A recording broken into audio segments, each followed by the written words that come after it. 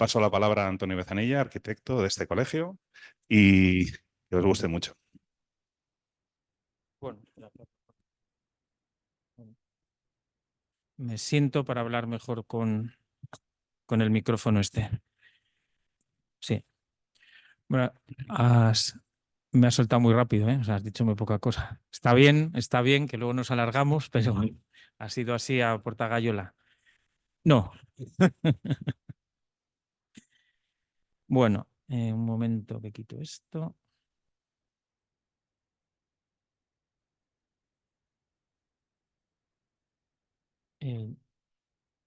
Iniciar vídeo. Yo creo que estamos con la intendencia básica. Así. Bueno, como decía Román, bienvenidos todos. Buenas noches y gracias por asistir. Es el 6º año que doy esta conferencia, que todos los años es distinta, no es que se repita. Muchos habéis estado ya en alguna otra ocasión. Y como sabéis, y por la fecha que es, pues gira siempre en torno al mundo de la arquitectura vinculado y relacionado con las mujeres. El día es el 8M, lógicamente, pero por razones también de intendencia básica, pues ya llevamos un par de años, yo creo que este es el segundo, en el que nos hemos adelantado por cuestiones, como digo, de no coincidir con otro tipo de actos, porque los primeros años nos coincidía siempre con la manifestación que se celebra en Santander y en todas las ciudades. Y, como digo, este año es la segunda vez que lo hacemos en día 7, festividad de Santo Tomás de Aquino, y este año incluso tenemos competencia y nos hacemos esa competencia con los ingenieros de caminos, que también a esta misma hora tienen otra conferencia ellos en su colegio sobre mujeres ingenieras dedicadas a la ingeniería de caminos. En cualquier caso, como ya hemos contado en muchas ocasiones, desde hace unos cuantos años en los que cogió muchísimo más realce, importancia y sobre todo visibilidad, el Día de la Mujer, ya simplemente Día de la Mujer, porque empezó siendo Día de la Mujer Trabajadora, Día Internacional de la Mujer, ya se ha quedado con la simple denominación de Día de la Mujer, no necesita más.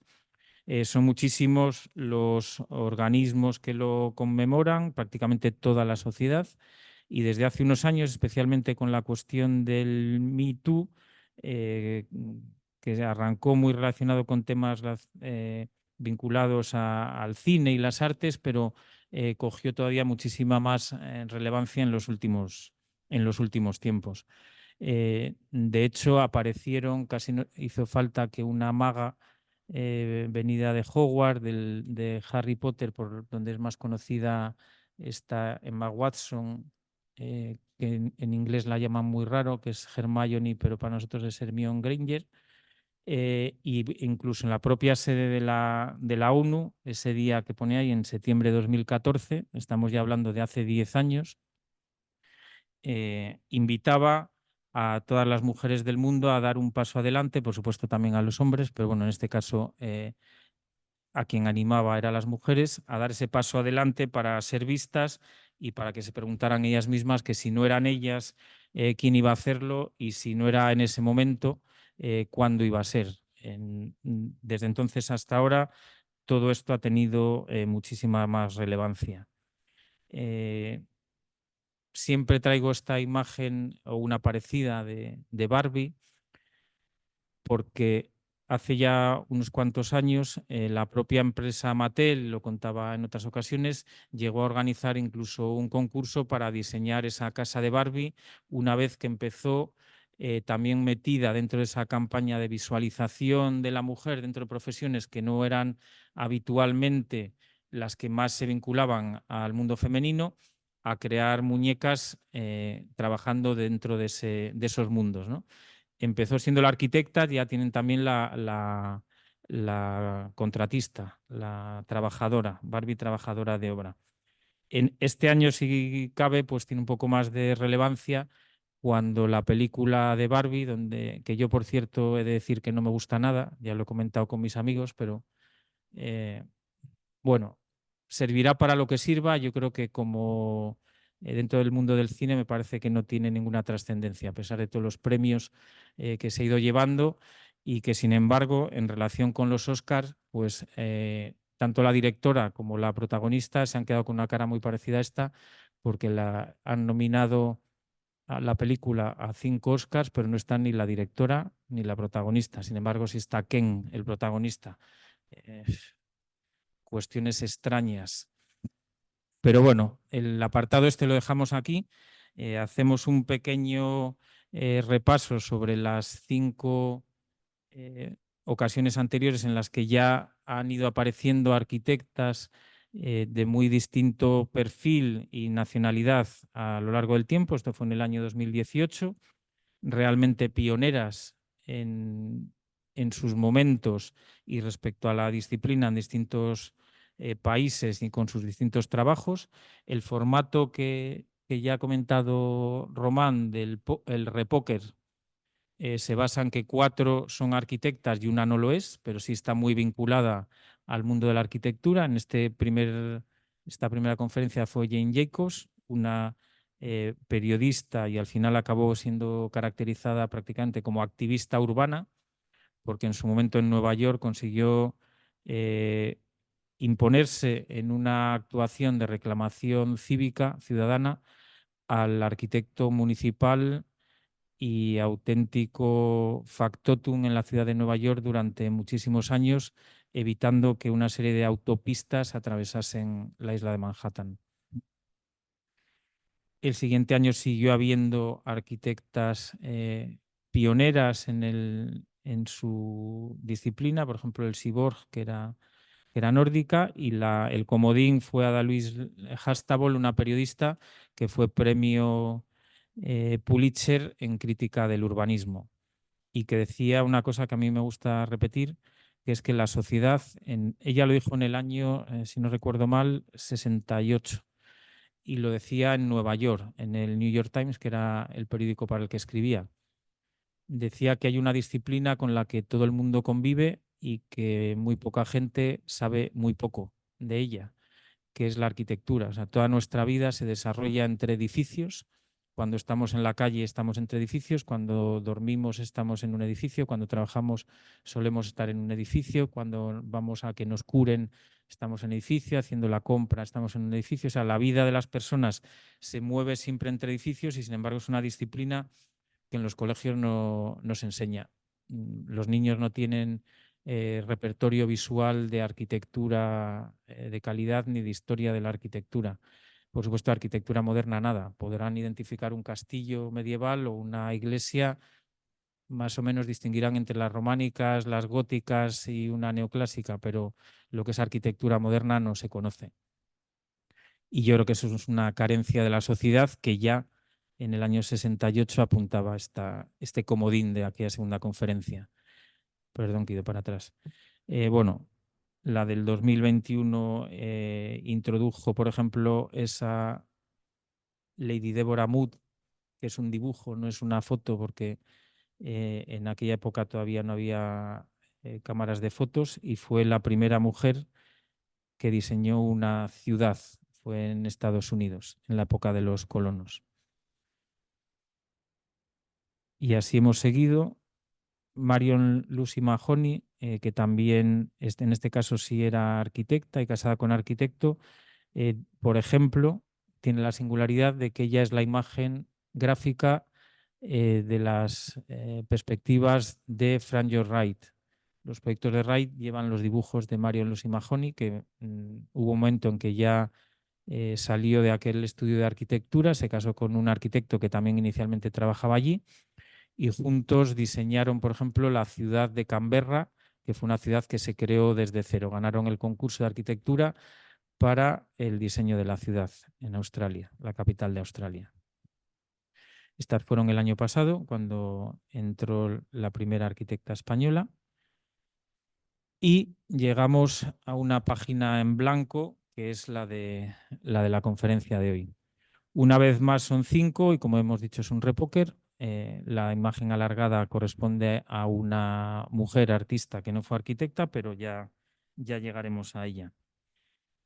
En cualquier caso, y como ya ha dicho Román, bueno, pues sigo siendo yo un señor quien sigue hablando de esto, pero bueno, como opina él y como opino yo también, yo creo que lo importante es que se siga hablando y no quien lo diga. Si lo dijeran compañeras nuestras, estaría estupendo, pero yo creo que lo importante es seguir hablando de ello. Y empezamos con Ray Eames, que es una arquitecta americana. Ray es su apodo porque ella se llamaba Bernice Alejandra Kaiser, era su apellido, y lleva el apellido de su marido con el que se casa en 1941. Su filosofía fue un matrimonio curioso, porque prácticamente se les conoce como obra de arquitectura esta que vamos a ver, y luego muchísimos trabajos de otro tipo, juguetes, mobiliario, algo también de tejidos relacionado con alfombras y demás, pero básicamente en el mundo de la arquitectura son reconocidos y lo son mucho porque su casa de la que vamos a hablar se dice que es la más fotografiada de toda California, si no de todo Estados Unidos, como vivienda unifamiliar, y forma parte de un programa residencial que se establece en el año 45 por el director de una revista de arquitectura que se llama Arte y Arquitectura, en el que esa persona, John Entenza, se llamaba, se propone encargar 36 viviendas unifamiliares a otros tantos arquitectos de reconocido prestigio, principalmente norteamericanos o que estaban trabajando en Norteamérica, porque hay algunos que en esos años 40 y tantos proceden de Europa. Cuando sube al poder Hitler y comienza a vislumbrarse que el tema de la guerra en Europa es inminente, muchísimos arquitectos, principalmente alemanes y austríacos, y suizos, salen de Europa y se trasladan a Estados Unidos, fijan allí su residencia y la mayor parte de su producción y de sus mejores proyectos están en Estados Unidos. La casa se llama simplemente la Casa de los Eames o la casa de ese programa, el Case Study House Program, y es la número 8. Es su identificación. Está en la provincia, digamos, en el entorno de Los Ángeles, cerca de Santa Mónica. Iba a hablar una mínima referencia por una curiosidad que me pareció llamativa cuando empecé a preparar esto. Su marido, Charles, había construido esta iglesia en Arkansas con otro arquitecto colaborador, y hay un matrimonio, los Meyer, John Philip Meyer y su mujer, que les contratan para hacer una casa que es, bueno, la imagen es bastante british. No es estilo internacional. En Inglaterra este estilo en estos años es más bien de exterior pintado y encalado en blanco. Esta es en ladrillo, sin embargo responde a las geometrías y volúmenes de ese estilo. Bastante clásica, aunque tiene ahí sus enanitos de jardín incluidos. Y la curiosidad de esta casa, que algunos ya la conocen, es que sobre una de sus paredes tallaron, no he conseguido saber muy bien por qué, el inicio de esta Sinfonía 40 de Mozart. Está ahí, bueno, me pareció curioso, y contaros una de esas excentricidades que de repente aparecen por ahí en proyectos, bueno, pues ya sabemos una más. Bueno, pues los Eames, una vez que se casan, entran en ese programa. Es decir, su trascendencia es grande, no es que solo hicieran esta casa. De hecho, obtienen en el año 79, bastantes años después, el año en el que se entrega el primer premio Pritzker que gana Philip Johnson, ellos ganan la medalla de oro del Colegio de Arquitectos de Inglaterra, los dos. siendo ella la primera mujer que, aunque junto con su marido, obtiene esa distinción de un premio que se empezó a dar en el siglo XIX, en 1800, no recuerdo exactamente, pero sobre el 1867, o sea, 100 años después fue de que se estaba dando esa medalla, ya fue la primera que la obtuvo. Esta es la revista en la que se hace esa presentación de ese programa de 36 viviendas que pretende construir y hacer el encargo John Entensa. Y esta es la introducción en la que va contando qué es lo que él pretende con ese programa. Básicamente lo que se quiere es construir vivienda unifamiliar que pudiera llegar a ser industrializada en un proceso de construcción que fuera rápido, eficaz y sencillo. O sea, trasladar el mundo de la industrialización y la prefabricación vinculada al uso industrial, pasarlo al uso residencial. Estos son los IMSS y este señor, que era el promotor de la idea, acabaron apareciendo en una portada de la revista en el año 51 de esa misma foto, que está tomada en la parcela en la que se construye esta casa de los IMSS, y es una parcela en la que al lado se construye él su propia casa, que se la hace Eero Saarinen, otro arquitecto muy reconocido que había hecho haría después, porque esta fue antes, el aeropuerto de Los Ángeles, el JFK, del que hemos hablado en alguna conferencia también. De hecho, la casa de los Sims empezó siendo un encargo a Charles y a Eero Saarinen, que hicieron un primer proyecto, y luego ese proyecto irá evolucionando con la presencia y la intervención de Ray, de ella. En este plano están, en ese entorno de Los Ángeles, las primeras casas que empezaron a ejecutarse, y esta está ahí con ese número 8, que estaría junto a la 9, que es la que está tapada por el círculo. Dentro de ese programa estaba también esta casa, que es una casa que ha salido en muchísimas, más de una película, es una fotografía icónica que lo mismo puede estar con hombre o con mujeres. O sea, el fotógrafo era un fotógrafo buenísimo de la época y con ese punto de vista, como veis, realizó bastantes fotos. Esta es Ray Eames con el promotor del programa en la parcela, una parcela que tenía una zona llana con otra zona de desnivel y con muchos eucaliptos y una central limpia. Y esta es la casa 8 y la casa 9. Está muy bien los muñequitos de arriba porque se identifica más o menos a la pareja de ellos dos al lado del 8 y a este otro señor al lado. Son las dos casas, los dos primeros proyectos. La de ellos, que es de la que vamos a hablar, aunque de la otra pondré alguna imagen, estaba dividida en dos piezas, una era el estudio, la pequeña, y la otra era la casa, y se desarrollaba a modo de puente, como veremos ahora más adelante. Esta es la llegada a la parcela por... bueno, no se ve en este camino porque es cuando se construyó la otra versión. Bueno, se entraba en una desviación de una calle principal y pasabas por un camino ya angosto, a cuyo lado había bastante vegetación, y acababas llegando, se ve ahí en la imagen de la izquierda, a la casa una vez terminada con su definición final. Y en la imagen de la derecha se ve esa zona central del prado, el meadow que llaman ellos, que al fondo tenía el mar, el Océano Pacífico. O sea, si llegabas a esa parte alta al final de ahí, lo que veías era la playa de Santa Mónica a tus pies y al fondo el mar. Sería en esta misma imagen, al fondo de ese prado. Este era el proyecto original de Saarinen con Charles Eames, separado, como se ve ahí, la zona de work, el estudio, de la zona de vivienda, en dos piezas, con esta configuración en la maqueta. Y estos dibujos del proyecto original, en la que se ve cómo la casa está levantada sobre el terreno, se juega con dos niveles, se eleva en una opción que se ha tomado como referencia. Los dibujos de arriba y de la izquierda son del proyecto inicial de Eames con Saarinen. El croquis de abajo es de una casa de Mies van der Rohe. Bueno, la referencia es directa.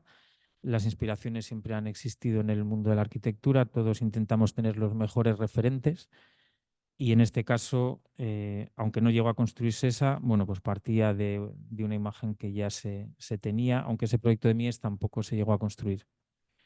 Esta sería la casa de Saarinen, la número 9, que es de una sola planta, y si veis ahí al fondo se ve la que finalmente construían los IMSS. Estará mucho más sencilla. Y ahí al fondo, desde su terraza, se ve la otra. Se ve que está colocada detrás de los eucaliptos, porque al final lo que deciden, y es el momento en el que desaparece Saarinen del proyecto y se incorpora con mucha más fuerza Ray Ims, la arquitecta, deciden que después de tanto tiempo, porque hubo un problema de suministro de material recién acabada la guerra y tardaron casi 4 años en recibir las estructuras metálicas que habían pedido. Entonces, aunque las habían pedido pensando en el proyecto de Casa Puente, después de tanto tiempo visitando la parcela, pasando tiempo allí, conociéndola mejor, interpretaron que lo que tenían que hacer era pegarse al terreno para convivir con el terreno, no verlo desde un puente alejado del contacto directo con el suelo, y trasladan el proyecto a esta nueva propuesta en la que hacen un muro de contención en las líneas de nivel que están justo detrás de las dos casas. Eso significa que ahí hay un corte del terreno que ellos fuerzan con un muro de contención, conteniendo tierras, incluso echándolas un poco para atrás para ganar el espacio justo entre la línea de eucaliptos y la pendiente. Es ahí donde encajan el edificio. Aquí se ve también cómo la planta de la casa y los eucaliptos están por delante, y consiguen esa aproximación máxima al terreno y al contacto con el suelo, que es lo que pretenden en ese segundo momento y con este segundo proyecto. La tierra que sacan de ahí, además, la colocan en esta zona, que hacen una pequeña elevación, un pequeño montículo para no tener vistas cruzadas con la casa, con la otra casa, con la número 9. La estructura se levantó, se dice que en 16 horas. Con este camión que a medida que iba avanzando iba dejando los elementos estructurales, y montaron esta retícula plenamente de carácter industrial. Después de haber levantado a la izquierda y más abajo, se ve todavía el encofrado de un muro, ese muro de hormigón que contiene las tierras para conseguir echarse un poco más adentro de la pendiente, y ahí están ellos dos en una de sus innumerables fotografías juntos, porque resulta que los IMSS en sí mismos eran casi como un prospecto, como un conjunto propagandístico, digamos. Tenían perfectamente estudiado su vestuario, su imagen, encomendaron, voy a leerlo porque el nombre no me acuerdo exactamente, a Dorothy Jenkins, que fue una diseñadora de vestuario premiada con varios Oscars, que participó en películas como Los 10 Mandamientos, La Noche de la Iguana o Sonrisas y Lágrimas. Era la que cuidaba su vestuario. Ahí tienen la misma camisa.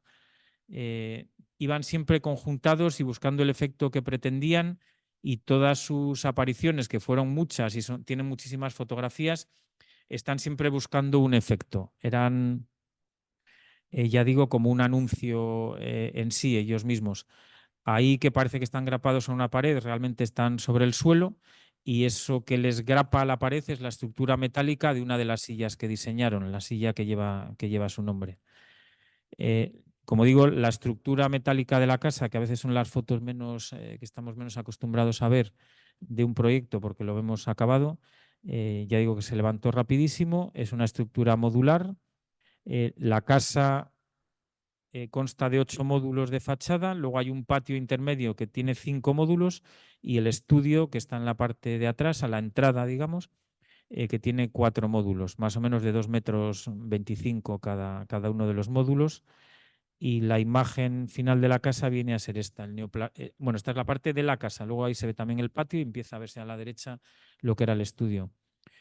Juega con la prefabricación, con la modulación, con imágenes del neoplasticismo, Mondrian, los cuadros de Mondrian es fácil entreverlo ahí, y sobre todo de hacer un edificio que es un contenedor prácticamente. Luego, ellos lo que defendían es que esa casa, que en el fondo es escaparate y es vistas, llegaron incluso a poner por el interior fotografías de los eucaliptos de fuera, en un juego casi como de espejos de lo que veo y lo que se ve.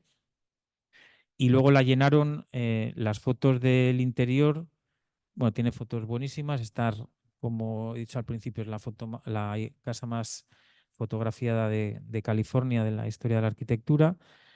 Tiene esos dos niveles. Aquí estaríamos en el nivel alto por encima de ese muro de contención, con lo cual tendría esa entrada también por arriba. Y el interior, contrariamente a la imagen de fuera, pues lo tenía siempre lleno de cosas. Está muy abigarrado, aunque se lee perfectamente la limpieza de lo que es la composición, porque prácticamente no hay muros. Ese es el ancho total de la casa. Esta es la imagen del patio. Como está buscando en internet, hay muchísimas imágenes y casi todas muy buenas. Ese es el conjunto. Se ve perfectamente cómo la intención de liberar y dejar los eucaliptos la consiguieron perfectamente. Este es el dormitorio arriba. Es todo muy abierto y muy permeable. Prácticamente todo lo que se ve es diseño de ellos, hasta el pájaro. Las sillas, por supuesto. Fue una casa que se utilizó en publicidad, en revistas como Vogue. Esto es del año 54.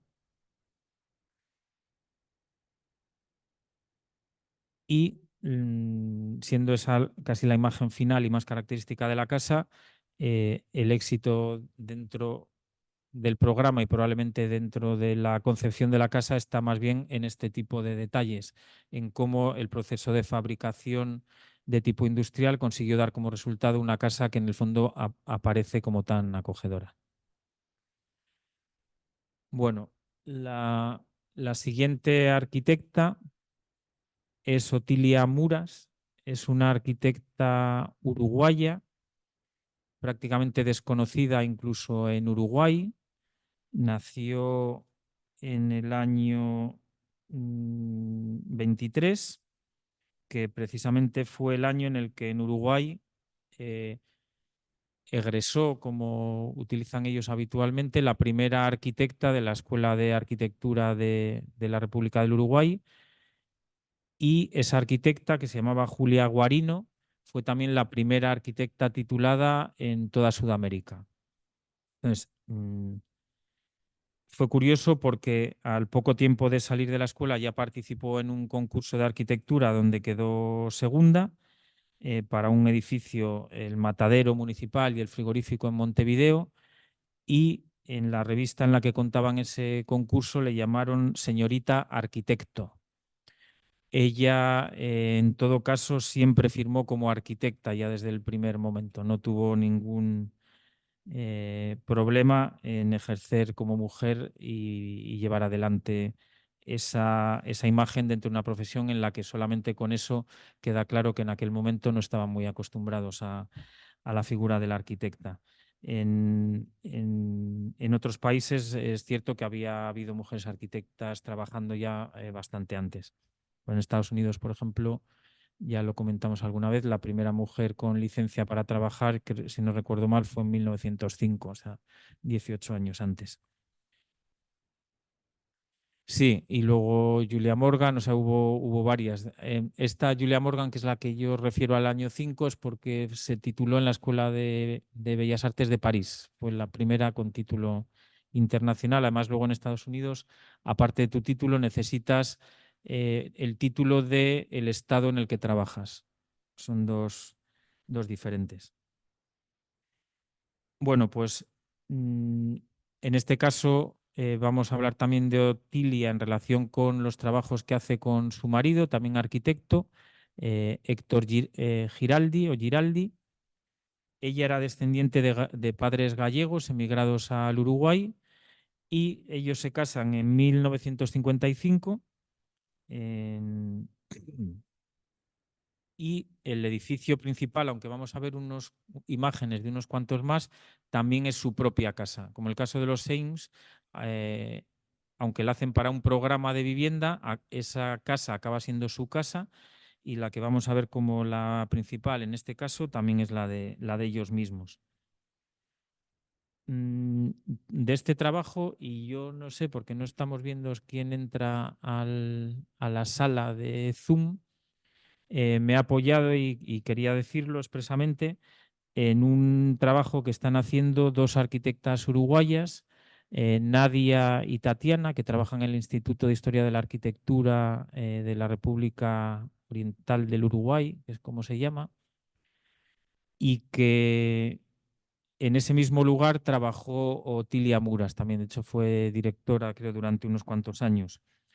Porque realmente quizá ella es más conocida en Uruguay por sus trabajos de investigación y docencia vinculados a la universidad y a un grandísimo rigor metodológico y en el trato de los documentos y en el análisis de todo tipo de asuntos, ya fueran urbanísticos, catastrales, históricos y relacionados también con procesos y formas de presentar la documentación a partir de grandes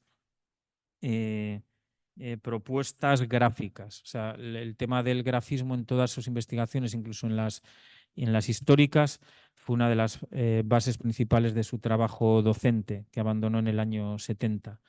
En cualquier caso, la casa de referencia es esa casa Muras Gilardi, que son los nombres de ella y de su marido. Este es su expediente de la Escuela de Arquitectura y este, por ejemplo, es uno de sus paneles inédito de unos estudios que hizo sobre el territorio, sobre Uruguay. Vemos también ahí el mapa de lo que es Argentina. Y ya digo que destacaba por ese rigor metodológico y en el tratamiento de datos. En la época en la que ellos se casan, que es en el año 1955, aquí no hay ningún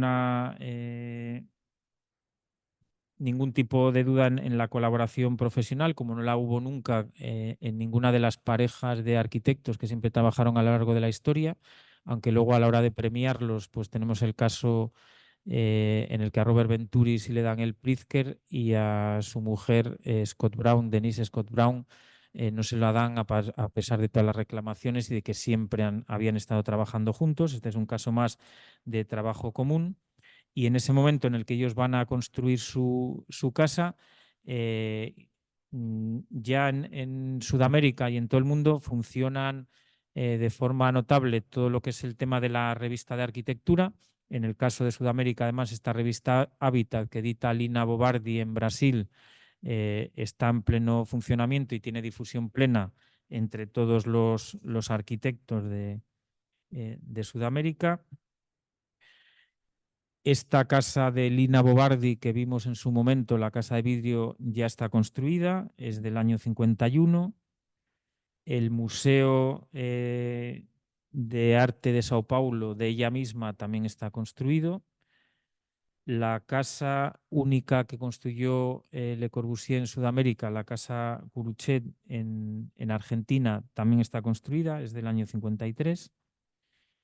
Y el Ministerio de Educación y Salud de Río de Janeiro, construido por Lucio Costa, el arquitecto que diseñó Brasilia, por Oscar Niemeyer y con el asesoramiento también de Le Corbusier, también es del año 52. Incluso la propia casa que acabamos de ver, de los Sims, no lo he dicho, pero la ocuparon, fue una especie de autorregalo, el día de la Nochebuena del año 1949, que fue cuando se acabó. Bueno, pues en este momento histórico se produce el trabajo de Otilia Muras y de su marido Héctor Giraldi, de los que más allá de el valor y la calidad de los proyectos arquitectónicos, de los que prácticamente voy a enseñar más bien dibujos que fotografías, yo creo, vamos, y a mí me ha llamado lo que más la atención y por eso prácticamente es el motivo de haberla traído, el tema de la representación gráfica. O sea, en este año 50 y pico, en la década de los 50 en las que se producen casi todos sus proyectos, que son básicamente vivienda unifamiliar y por eso es probable que tampoco hayan tenido tanta difusión en su país, por supuesto fuera menos.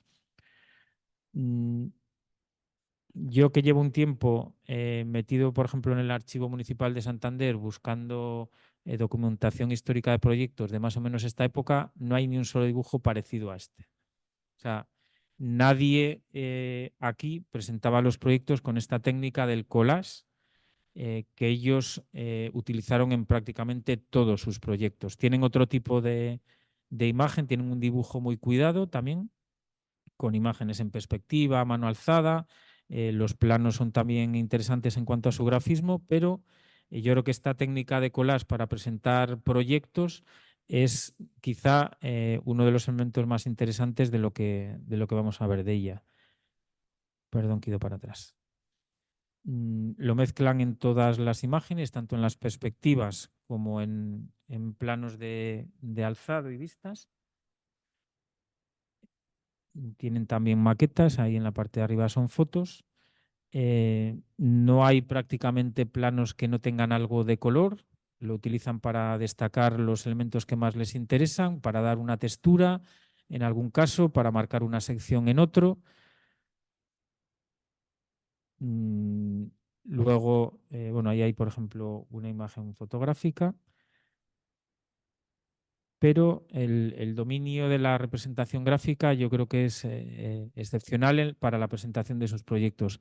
No me he metido mucho tampoco, pero ya digo, porque la documentación esta la he recibido directamente de Nadia y de Tatiana, porque de momento es complicado encontrarla por internet, pero yo creo que habría un tema también ahí interesante en todo el diseño de los jardines, porque todos los proyectos tienen muy cuidado también muy cuidada esa faceta. Son numerosos los proyectos en los que el edificio se divide también en dos partes que se intercomunican. Estos son ellos dos en una de las obras en el año 53. Otra vivienda más jugando con esa técnica del collage, con niños insertados y los árboles, en interiores y en exteriores. El color era parte de su trabajo, tanto en la representación gráfica en sí misma como en la posterior ejecución de las obras. Tienen planos, como veremos ahora alguno, en los que se habla de la planta en los colores que va a ir cada uno de los paramentos. Este tipo de dibujo, bueno, la verdad es que ahora estamos como ya acostumbrados, empezados a acostumbrarnos a las infografías. Es un salto en el vacío pasar de este tipo de dibujo a la infografía actual, pero lo que me interesaba resaltar, ya digo, es cómo en ese momento histórico esto aquí, no, en España, quiero decir por aquí, no es nada habitual esa forma de representar. Este, por ejemplo, es un plano en el que simplemente se está marcando el esquema de colores para los paramentos de esas habitaciones de esa casa. Rojos, amarillos, verdes, la carta de colores y con el sello de los arquitectos, Muras Giraldi Arquitectos. Otra casa y otro jardín, como las parcelas no eran nunca muy grandes, todas son concentradas, largas y estrechas. Otro collage con toda esa textura que tiene el marco gris de las ventanas y la imagen de otro jardín. Aquí, lógicamente, la proximidad también de Brasil y las imágenes conocidas por revistas, por ejemplo, de las playas de Copacabana, todo el trabajo de Roberto Burle Marx en el mundo del jardín y de la arquitectura brasileña, lógicamente también era conocido y todo eso da lugar a que se tenga ese cuidado también en la elaboración de proyectos por otros arquitectos. Este es un plano de otra vivienda con muchísima información recogida en un solo plano. Esta es otra característica que, bueno, ahora lo sabemos bien. Hacer una vivienda unifamiliar ahora te lleva una carpeta como poco de este tamaño, llena de documentación. En el archivo de Santander y en este plano hay perfectamente definido un edificio. Probablemente a esto le acompañaba una memoria de 2 páginas y muy poco más.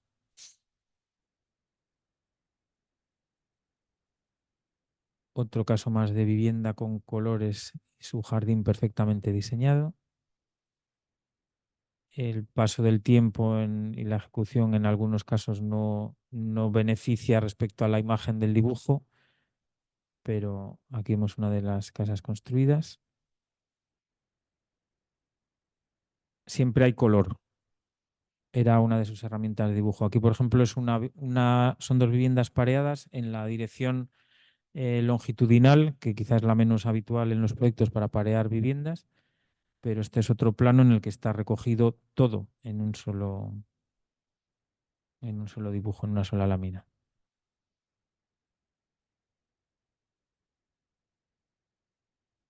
Esta perfectamente podría ser la casa de vídeo de Philip Johnson o la de Mies van der Rohe, pero bueno, con este grafismo nos lleva a otro mundo de referencias y de imágenes, pero es una casa de vídeo, también una casa de cristal.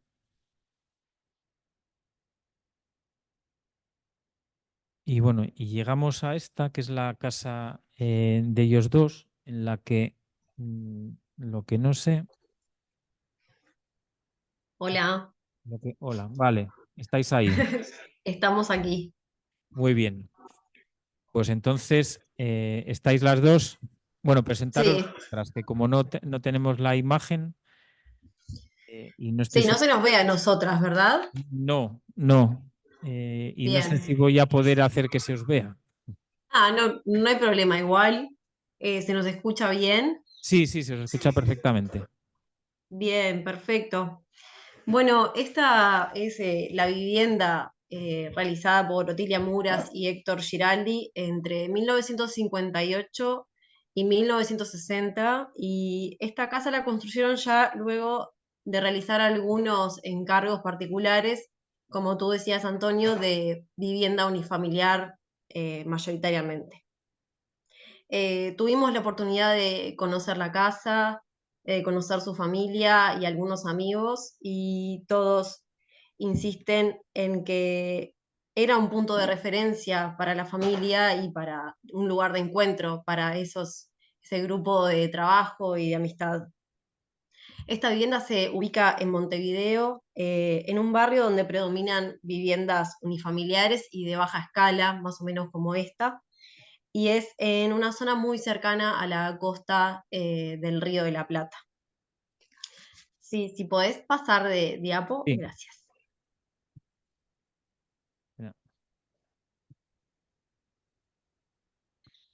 Bueno, la vivienda se encuentra en un predio de proporciones irregulares y allí se resuelven dos viviendas independientes que se disponen formando una C con un patio en el centro. La vivienda más grande ocupa dos niveles con una planta baja en forma de L, como se puede apreciar en el plano, mientras que hacia el frente se ubica una unidad más pequeña, elevada, que ocupa solo la planta alta. Siguiente, por favor. Sí. Bueno, esta resolución tipológica elegida posibilita tres áreas verdes caracterizadas. Esto que mencionabas, Antonio, sobre la importancia de los espacios de jardín. Bueno, si bien en estos planos no vemos tanto detalle, es realmente parte importante de la toma de partido del proyecto, estas tres áreas verdes. En el frente, esta decisión de retiro del límite de predio acusa eh, la normativa existente allí y también otorga intimidad a lo que es la vivienda. El frente Después en está el el plano patio. es el lado, perdón, el frente en el plano es el lado Sí, de la derecha. La calle estaría aquí. exacto. Eh, bueno, después está el patio central, al que se abre todos los espacios de la vivienda, y esto desde la fachada se enfatiza la profundidad y la continuidad hacia el fondo. A su vez también hay un patio posterior, que en el plano es el que está hacia donde es más estrecho el predio, que tiene salida desde la cocina, desde el área de servicio, y es un patio más íntimo. Siguiente, por favor. Ujú. Bueno, la proporción de los volúmenes que componen la vivienda y su clara modulación acusan una racionalidad en el partido proyectual. Cada plano está definido por un material, textura o color característico en armonía y concebido en conjunto con todo el resto. Siguiente, por favor. Ujú.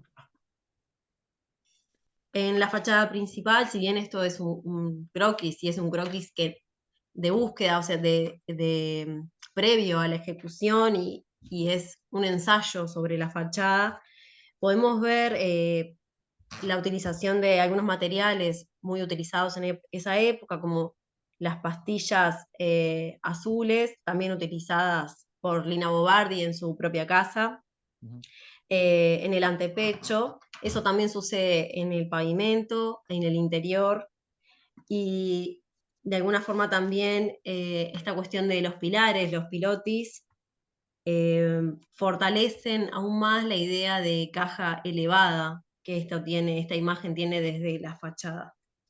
A su vez también aparecen revestimientos de monolítico y una escalera que también tiene cierto protagonismo desde el exterior.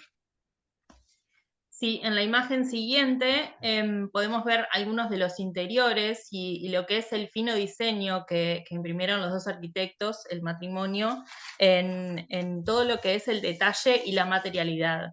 En los proyectos que habías mostrado y también en este se encuentra el uso de la madera, que es muy importante en casi a nivel artesanal, en los postigones, en las huellas de la escalera, una escalera que es muy liviana, en las texturas que, como decía Nadia, incorporan el color, sobre todo en estas pastillas azules, que usan de manera indiferente, tanto en el exterior como en el interior, en cerámicas, en los detalles del mobiliario, que además es importante decir que ellos diseñaban todo el mobiliario, es un diseño integral que podría llegar a entenderse como desde lo que es el arte total, de la arquitectura, del jardín, del mobiliario, hasta al más mínimo detalle. Sí, en la próxima también vamos a ver una imagen de ese interior, ese mueble que está empotrado a la pared, en una concepción que ellos entendían total y absolutamente adscribían a lo que es la planta libre y a esos principios tan fundamentales de lo que es la arquitectura moderna, los pilotis, la planta libre, los espacios diáfanos, la luz que entra.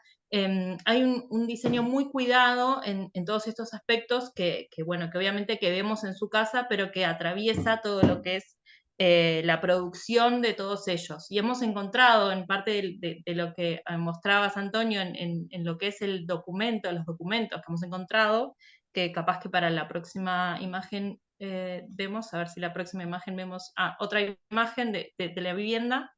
En la documentación que estuvimos estudiando bueno, para el análisis de su obra, todos lo que son los detalles minuciosos de hasta el clavo que van a poner en cada uno de los elementos de mobiliario, de estructura, hay un espacio, un cuidado muy grande con lo que es la estructura, con las dimensiones, hay un cuidado con las orientaciones que sean heliocéntricas. Bueno, nada, justo este es el plano más como Sí. no lo hicieron ellos, pero en todos los demás que has mostrado, la verdad que se muestra lo que es el cariño que impregnaban en todo su diseño. Ahí va, ahí tenemos parte de lo que es el mobiliario, ¿no? El diseño de mobiliario que ellos hacían, que esto es interesante, las piecitas que estamos viendo son móviles. Mismo en el dibujo, son piecitas que colocaban de una u de otra manera para ir probando, ¿no? Mismo como harían también los Ames en sus ensayos de estudios de casas, ¿no? Los study houses. De nuevo, otros ensayos de mobiliario interior, lo que son la espacialidad, la visión y la transparencia, que también son elementos muy importantes, pero que bueno, que todo esto trasunta en un diseño global, integral, y en un diseño muy comprometido con lo que es la vivienda, las condiciones de la domesticidad que iban cambiando y que ellos también como que lo vivieron en carne propia, ¿no? Lo probaron y ensayaron en su propia casa. Sí. Y detalles, como decís, del mobiliario hasta el último extremo. Bien. Sí. Sí, exacto. Estaba pensado cada pieza que compone cada elemento sin importar la escala, tanto una silla como el sistema de celosías que da protección a la vivienda. Ujú. Todo está pensado y además, como en esto lo que se puede ver es la importancia que tiene para ellos la labor artesanal. Sí. Bueno, nada, agradecer primero antes de que sigas con esta charla que es súper interesante, agradecer que hayas incorporado Tilia en esta presentación que para nosotras es un gran orgullo y la verdad que estamos aprendiendo un montón con lo que estás también tú exponiendo. No, al contrario, muchas gracias a vosotras.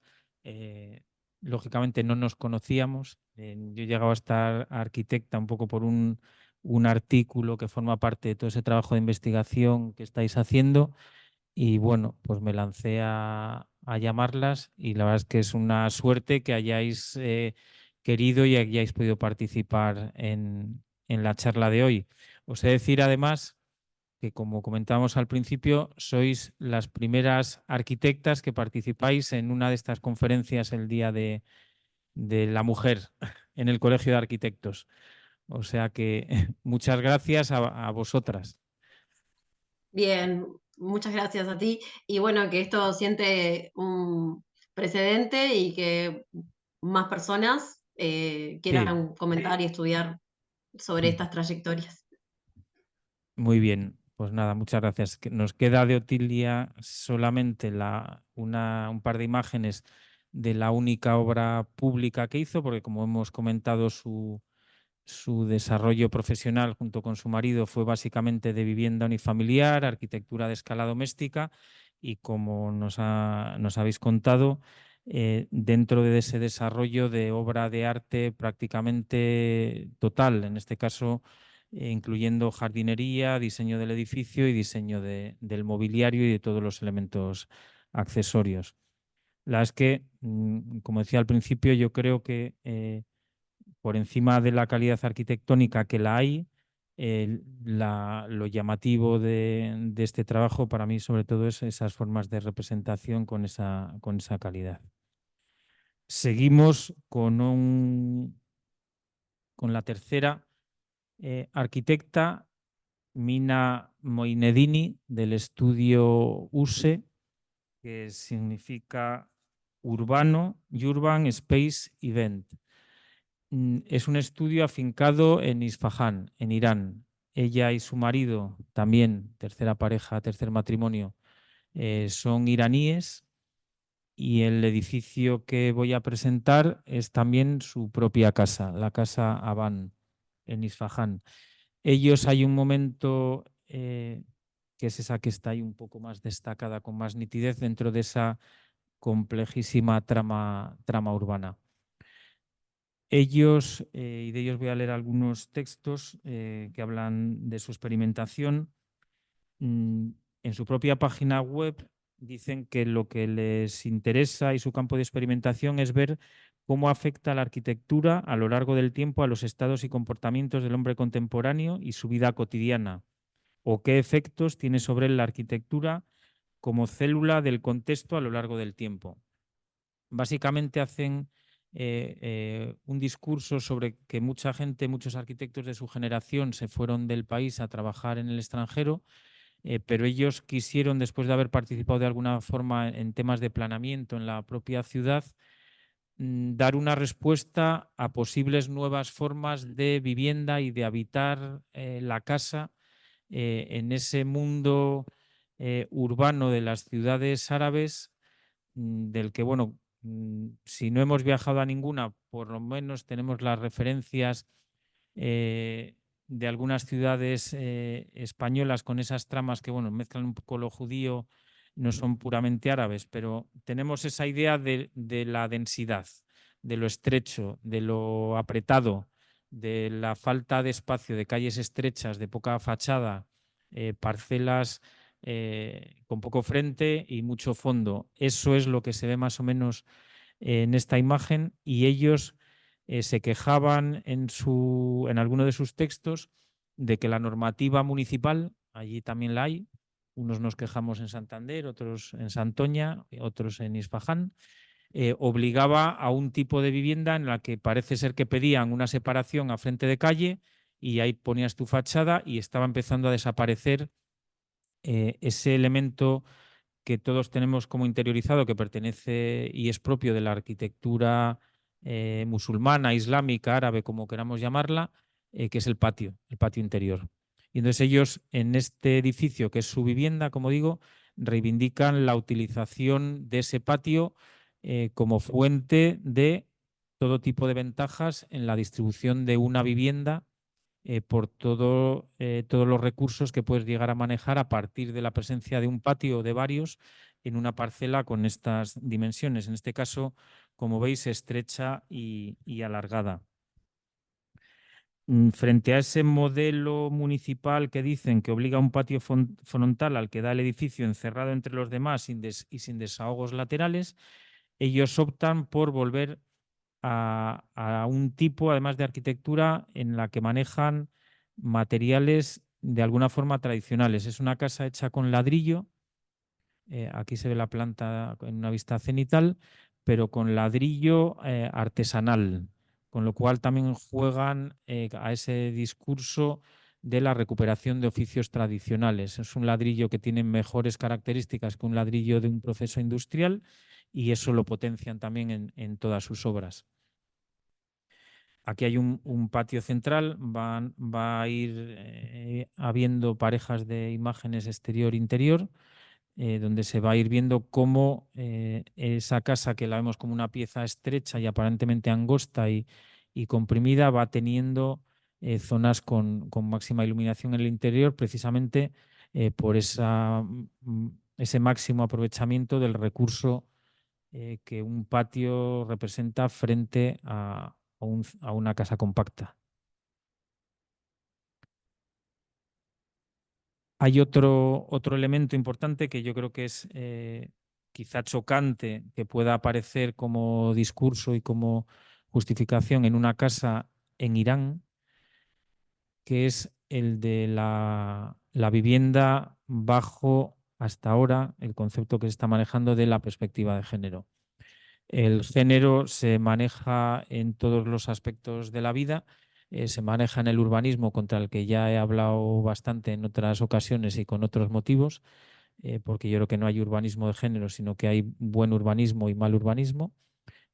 Quizá con el discurso del género en un momento determinado se ha conseguido poner el foco sobre ciertas cuestiones que simplemente estaban mal resueltas o no demasiado bien resueltas y se ha conseguido poco a poco que ese urbanismo haya pasado de género a ser inclusivo, yo creo que a llegar a lo que realmente que es buen urbanismo.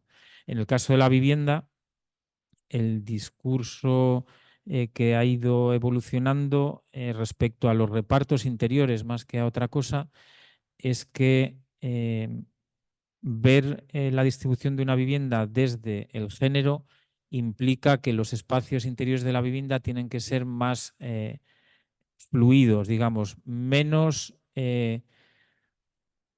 concretos en su uso, menos encerrados en sí mismos y que la vivienda sea capaz de tener una flexibilidad en todos sus usos que permita que, por ejemplo, y es uno de los temas concretos, frente a una cocina como recinto cerrado, con puerta y sin comunicación con el resto de la casa, mientras alguien está trabajando en ella, cocinando en un extremo y que el salón pueda estar en otro o una situación similar, que se produzca una integración de forma que quien desarrolla, ya no voy a hablar de hombres y mujeres, sino de quien desarrolla el rol reproductivo en una casa, que sería quien cocina.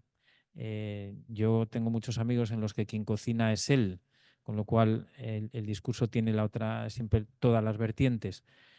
No tenga que estar en una cocina cerrado, sin posibilidad de, mientras el resto de amigos ha llegado ya a casa y están empezando a hablar, el estar o ella apartado en una pieza distinta.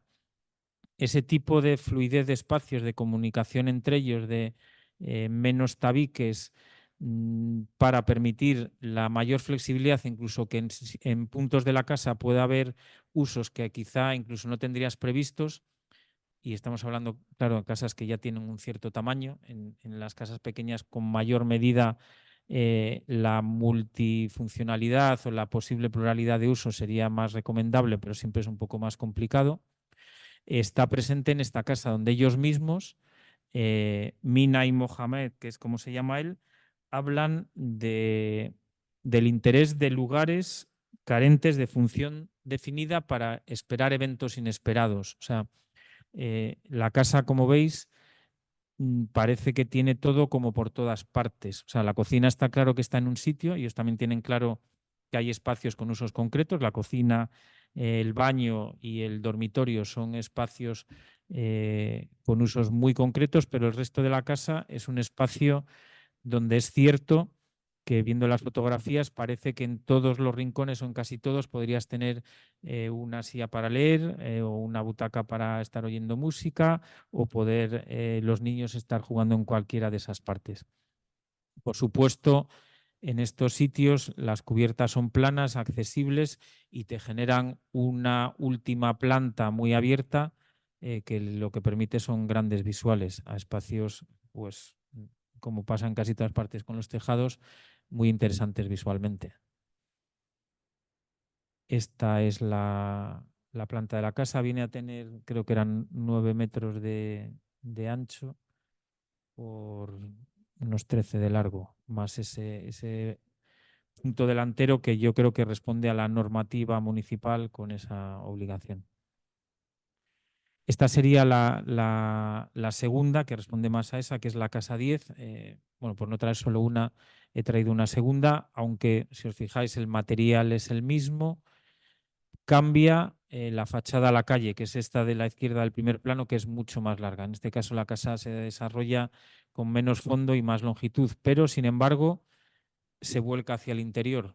No tiene más que la puerta a la calle y todo el resto del programa se vuelca hacia patios interiores. Como veis, esta tiene la puerta de acceso peatonal y al fondo la puerta de vehículos. Y vuelve a jugar con los patios.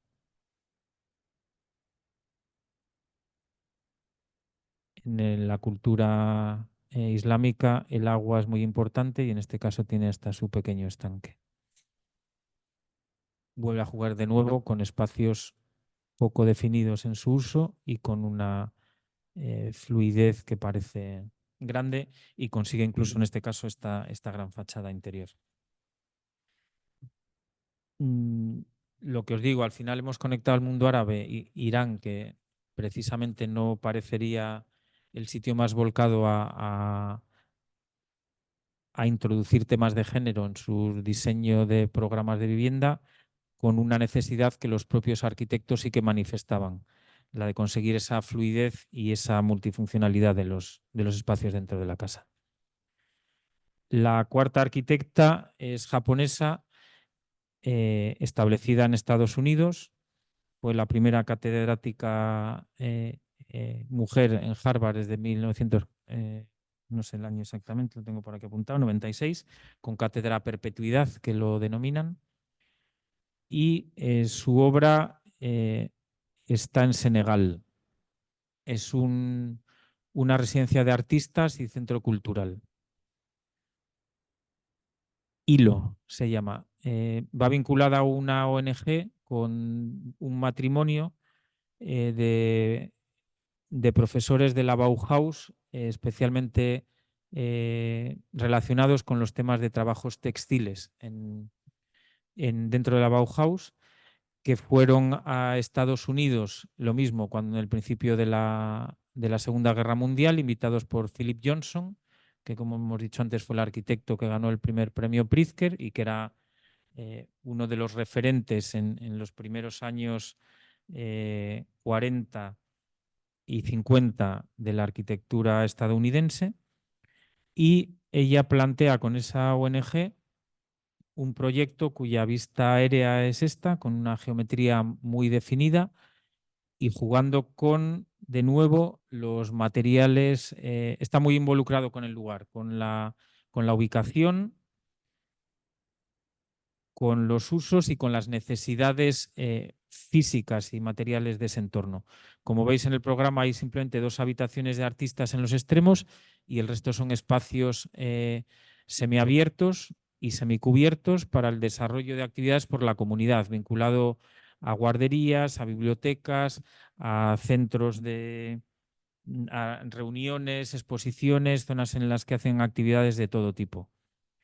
La imagen es muy llamativa, con esas cubiertas hechas con bambú. O sea, como digo, el nombre lo pone ahí abajo en inglés, thread, es hilo, que era el trabajo al que se dedicaban los 2 fundadores de la ONG en la Bauhaus, y de alguna forma con las cubiertas han desarrollado un poco esa técnica textil,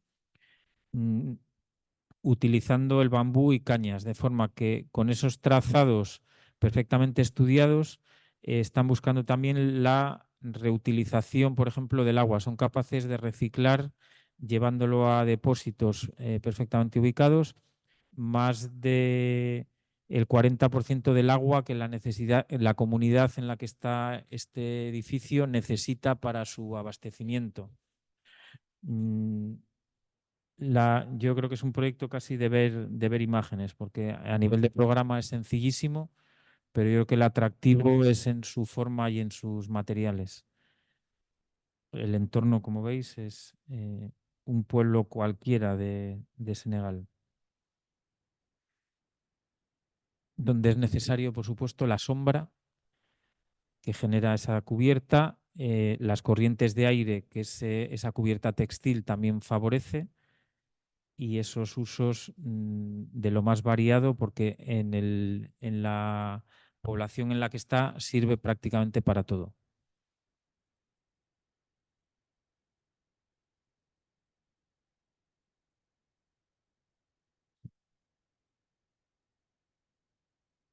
El suelo es de material cerámico también, hecho allí in situ. Y para el trazado de estas cubiertas, aunque eso no aparece en los planos, pero también está utilizada también la técnica informática perfectamente para conseguir que todas esas pendientes y esos trazados, aquí las vigas de la cubierta y todos los elementos estructurales, como veis, son entretejidos. Son textiles. Estas son fotos de la construcción de esa cubierta. Y la utilización, en este caso, un armario con libros, biblioteca, directamente. A la sombra, eso sí. Y este es ese estudio que os decía del aprovechamiento del agua, cómo las pendientes, el trazado, esos, en el fondo, paraboloides hiperbólicos, conduciendo el agua a esos registros y a esos recolectores, consigue recuperar ese agua que permite dotar, ya digo, de ese 40% mínimo del consumo que necesita la población en la que está. Pues sí, un tratamiento que consigue conducir, sí. No he leído que tuviera algún producto por encima, o sea que el simple entretejido consigue que el agua que baje, sí, no, desde el propio bambú. La verdad es que el bambú, la caña no absorbe el agua, aparentemente. Sí, sí, sí, pero es una de las cosas que o sea, en los textos más hincapié hacen sobre ello. Y esta sería una de esas 2 habitaciones para los artistas. Imágenes exteriores con más bambú fuera.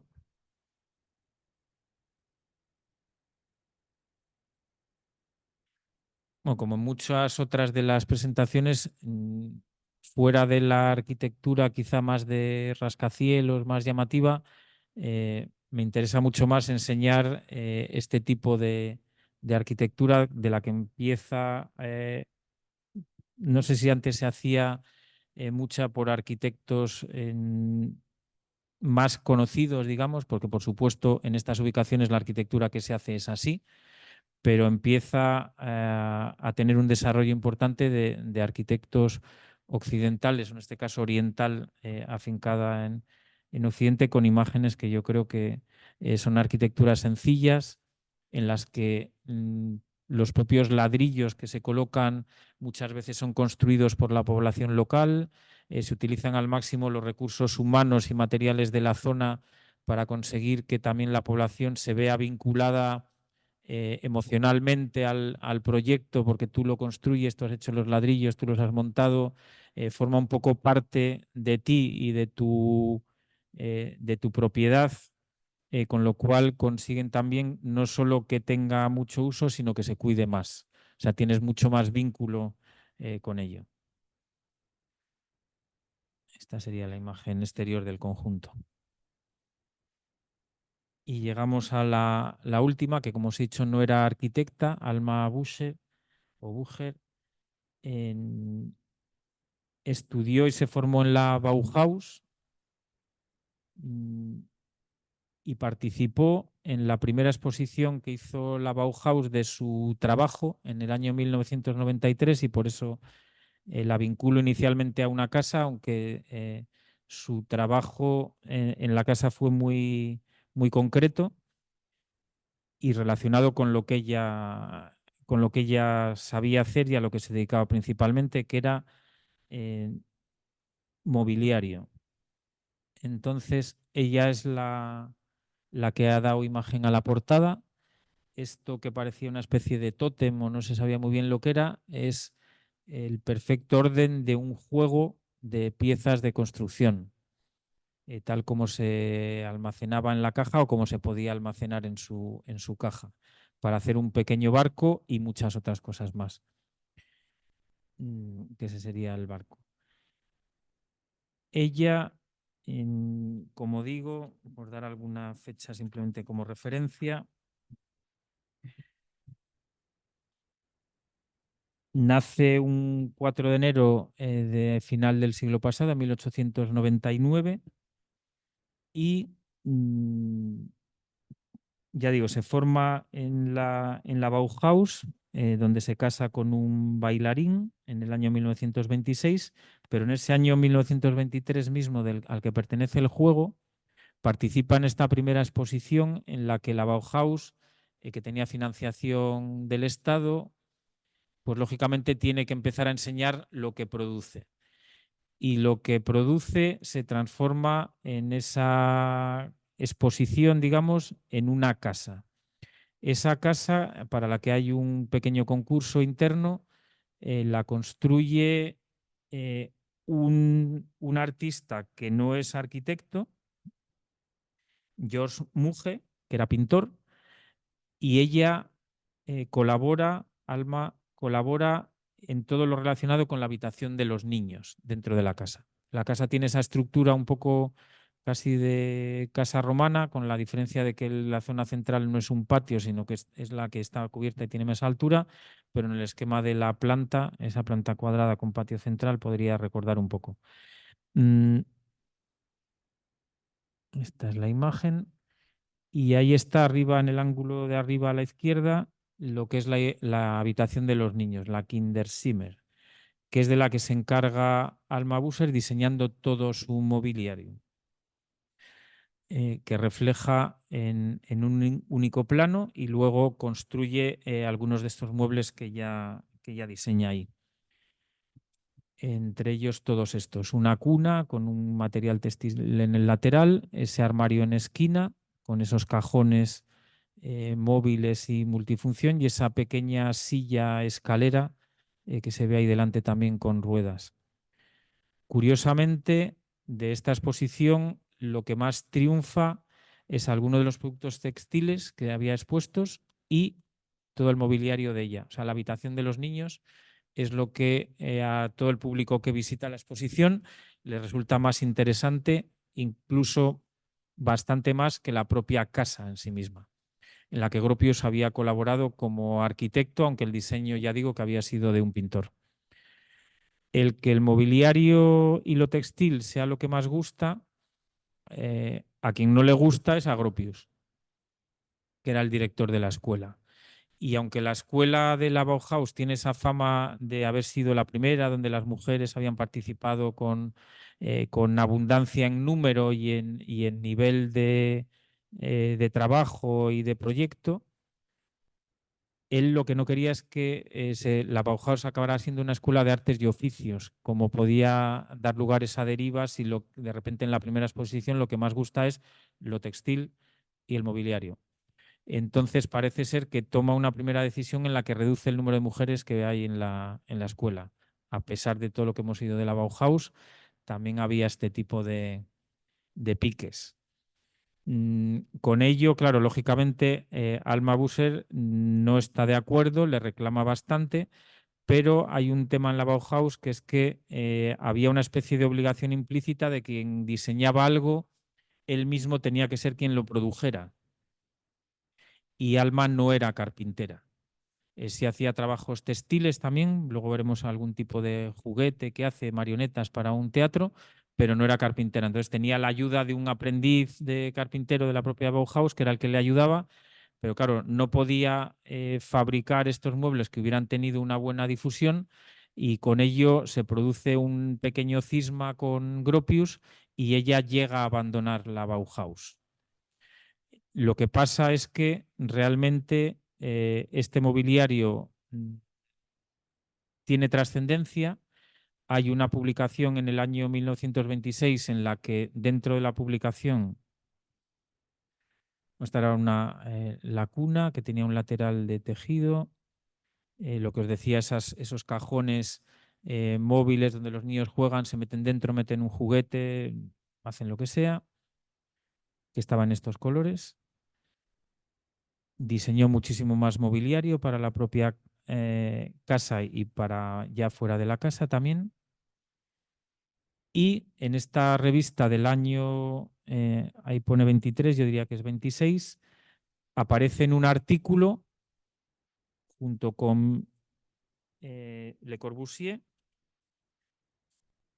yo creo que es Marcel Breuer, que es uno de los diseñadores de todas estas sillas que conocemos de tubo cromado de acero con asientos de cuero, de esta misma época, y con Ernst May, que era fue arquitecto municipal y era uno de los máximos arquitectos de este momento en desarrollo de viviendas. Fue arquitecto municipal de Múnich.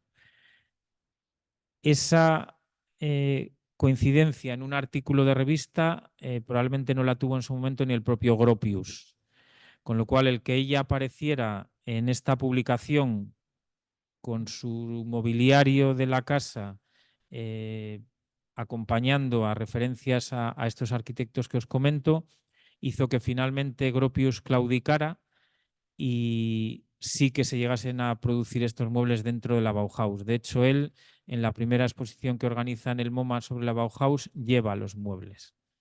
Con lo cual, de alguna forma, se hace justicia a un producto que más allá de que él lo pudiera llegar a considerar como de artesanal, que en el fondo era una de las cosas que la Bauhaus promovía, o sea, trasladar lo artesanal a lo industrial, pero con un nivel de diseño cuidado, tuviera éxito. ¿Por qué no? Y estos, como os digo, es ese juego que aparece en la imagen de la portada de la conferencia. Son ya unas últimas imágenes, simplemente esos son los muñecos de lana que crea ella para un teatro de marionetas. Y de alguna forma enlazan también, y cerramos ya la conferencia, con los IMSS de nuevo, porque ellos, como os comentaba al principio, también parte de su diseño, además de la casa, se centró mucho en juegos. Tanto cartas, tienen varias barajas con imágenes muy propias, como este elefante de madera, del que en madera inicialmente solo hay un ejemplar, que crearon un prototipo, pero que en el momento, en ese año 45, todavía era dificilísimo producir esto en serie, con lo cual el prototipo se trasladó al MoMA a una exposición y sigue teniéndolo el MoMA, aunque con el tiempo ya, con los avances, la empresa esta Vitra hace ya el elefante en versión madera y en versión plástico también. Y yo creo que con esto cerramos ya, que al final me alarga un poco más de la cuenta también con todas las intervenciones y el rollo inicial con este día previo al 8M, que en el fondo es de lo que estamos hablando principalmente cada vez que hacemos este tipo de conferencias. Y nada, agradeciendo que hayan venido presencialmente, también a los que están por Zoom, a Nadia y a Tatiana y a todos los demás. Y no sé si puede haber algo de debate o alguna pregunta o alguna cosa si queréis, o si no.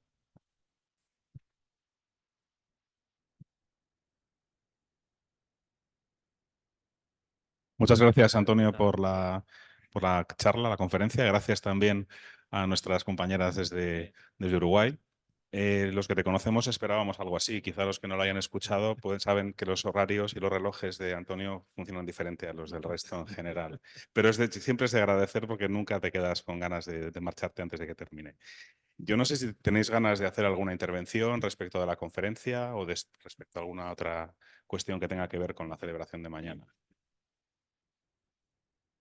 Bueno, en todo caso, si no la hay, bueno, sí la hay, no, vale.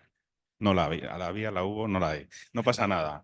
Antes de que os marchéis, os quiero dar unas cifras sobre lo que representa la mujer en arquitectura hoy en día en España o en nuestro país y en la construcción. Hay una iniciativa que salió del Observatorio 2030 del Consejo Superior de Arquitectos de España, que se llama Cimientos de Igualdad, en la que se incorporaron pues, todos los sectores de la construcción, en el que la mujer está representada, no llega al 10% del total de la capacidad del desarrollo de fuerza humana en el sector.